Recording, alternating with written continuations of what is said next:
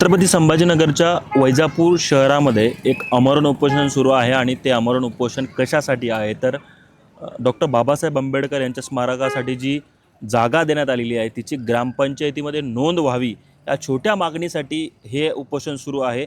ही उपोषण करण्याची वेळ खरं तर उपोषणकर्त्यांवरती का आली हे जाणून घेण्यासाठी मी सध्या उपोषणस्थळी आहे आणि माझ्यासोबत बोलण्यासाठी उपोषणकर्ते आहेत। काय प्रतिक्रिया आहे आणि काय तुमचं म्हणणं आहे नेमकं? आमचं म्हणणं असं आहे की आम्ही पहिलं ग्रामसेवकला पत्र दिलं की जागेची नोंद करा म्हणून, तर त्यांनी टाळाटाळ केली। 1 महिन्याभरात काही उत्तर दिलं नाही।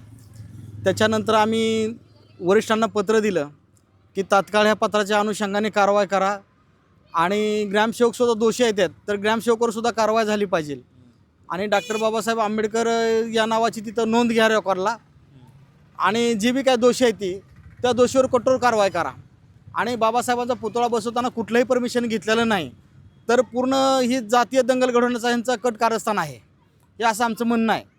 तर पुतळ्याची कायदेशीर नोंद व्हावी, पुतळ्याचं कायदेशीर परमिशन व्हावं आणि दोषीवर कडक कारवाई व्हावी अशी आमची मागणी आहे। ज्या बाबासाहेबांनी लोकशाहीचा अधिकार दिला, ज्या बाबासाहेबांच्या खरं लोकशाहीवर या देश चालतो, अशी स्थिती असताना बाबासाहेबांच्या साध्या पुतळ्याला नोंद करून घेतली जात नाही, किती दुर्दैव आहे।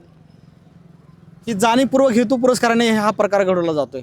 मी रात्री तहसीलदार साहेब माझ्यापाशी रात्री 11 साडे11च्या दरम्यान आलं। तहसीलदारांना मी सांगितलं की साहेब असा साहेब पुतळा आहे, तर ती पुतळा ओपन आहे, तर त्याची जागेची नोंद व्हायला पाहिजे, तर ह्याच्यामुळं काही प्रकार अनुचित घडू शकतात। तर तहसीलदार मला डायरेक्ट रात्री म्हणलं की जरी घडलं तरी त्याला ना हरकत आहे, गुन्हा झालं तर होऊ दे की। तर मी म्हणलं गुन्हा आमच्या समाजावरच होत राहतील ना, तर तहसीलदार साहेब म्हणतात की होऊ दे, झालं तर काय अडचण नाही। बरं, तुम्ही यापूर्वी कधी पाठपुरावा केला होता का आणि त्यातून यश आलं नाही?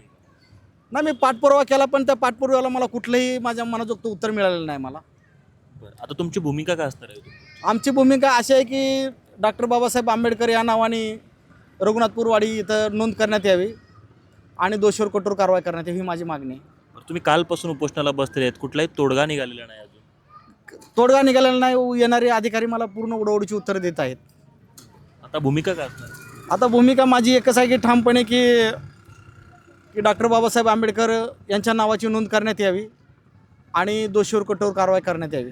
आपण बघितलं की अशा पद्धतीने वैजापूर तालुक्यातील रघुनाथपूरवाडी या गावातला हा प्रकार आहे आणि इकडे डॉक्टर बाबासाहेब आंबेडकरांच्या पुतळ्याला जो पुतळा जिथे बसवण्यात आलेला आहे त्या ठिकाणाची ग्रामपंचायतीमध्ये नोंद घ्यावी या मागणीसाठी उपोषणकर्त्यांकडून ही खरं तर उपोषण केलं जात आहे। मात्र प्रशासनाकडून कुठलीही दाद न दिल्याचा या सगळ्या उपोषणकर्त्यांचा दावा आहे। कालपासून हे सगळे उपोषणाला बसलेले आहे, त्यामुळे डॉक्टर बाबासाहेब आंबेडकरांच्या या एका मोठ्या महापुरुषाच्या खरं तर अशा पद्धतीनं त्यांच्या पुतळ्यासाठी जागा उपलब्ध होत असेल हे किती लोकशाहीच्या विरोधी आहे असा प्रकार या निमित्तानं समोर आल्याचं आपल्याला पाहायला मिळतो आहे। माझं सगळ्यात दीपक अनार्तेसोबत मी नितीन थोरात, वैजापूर, छत्रपती संभाजीनगर।